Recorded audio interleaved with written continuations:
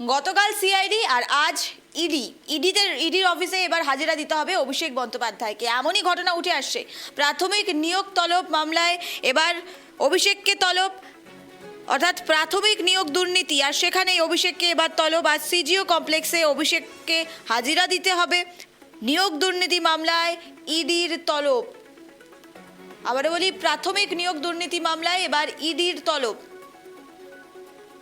এই মুহূর্তে বড় খবরের দিকে নজর রাখছি। আজ সিজিও কমপ্লেক্সের তলব অভিষেককে, এমনটাই এখনো পর্যন্ত সূত্র মারফত জানা যাচ্ছে। গতকাল সিআইডির পক্ষ থেকে তাকে তলব করা হয়, আর আজ ইডির তলব। প্রাথমিক নিয়োগ দুর্নীতি মামলায় অভিষেক বন্দ্যোপাধ্যায়ের নাম জড়ায়, আর সেখানেই আজ প্রাথমিক নিয়োগ দুর্নীতি মামলায় তলব ইডির। এই মুহূর্তে বড় খবরের দিকে নজর রাখছি। আজ সিজিও কমপ্লেক্সে তলব অভিষেককে, এমনটাই এখনো পর্যন্ত সূত্রের খবর। আর এ নিয়ে কথা বলবো, টেলিফোন লাইনে রয়েছে প্রতিনিধি সুকৃতি। জানতে চাইবো এই মুহূর্তে কি আপডেট উঠে আসছে।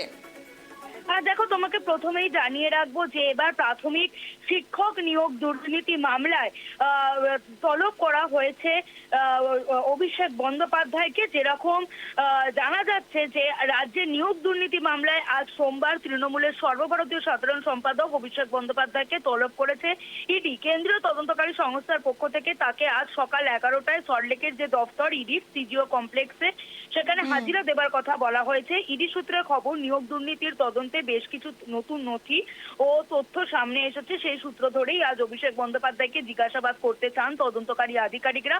নির্দিষ্ট সময়ের মধ্যেই তিনি সিজিও কমপ্লেক্সে পৌঁছবেন কিনা সেটাই এখন দেখার। তার কারণ, রবিবার প্রায় 8.5 ঘন্টা সিআইডির জেরার মুখোমুখি তিনি হয়েছিলেন বিধানসভা সই জালিয়াতি কাণ্ডে ভবানী ভবনে, এবং ইডি দপ্তরে হাজিরা দেওয়ার ঠিক আগের দিনই ছিল এটি, অর্থাৎ রবিবার ছিল। তাই আজকে তিনি সল্টলেক সিজিও কমপ্লেক্সে আদৌ হাজিরা দেন কিনা সেটাই এখন দেখার।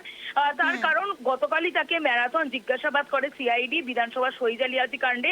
তাই আবারও একটা অপর কেন্দ্রীয় তদন্তকারী এক সংস্থার ডাকে আজকে তিনি যান কিনা সেটাই এখন দেখার। বেশ, ধন্যবাদ সুকৃতি।